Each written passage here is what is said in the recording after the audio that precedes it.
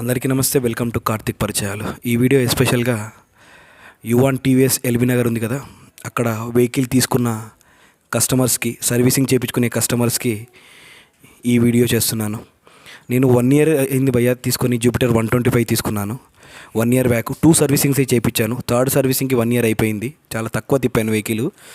Third servicing కోసమని call చేసి అడిగాను, ఛార్జ్ చేసుకుంటారా అని చెప్పి. ఆ ఛార్జ్ అయితే అవుతుందండి, 1 year అయిపోతుంది కదా అని చెప్పారు.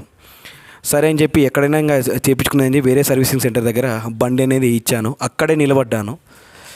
వాళ్ళు ఎయిర్ ఫిల్టర్ అనేది ఓపెన్ చేసి ఎయిర్ ఫిల్టర్ అనేది క్లీన్ చేస్తే లిటరల్గా చెప్తున్నా భయ్య, ఒక 20 మంది డైరెక్ట్ పళ్ళు తోముకోవచ్చు. పళ్ళ పొడి 20 మందికి వస్తుంది.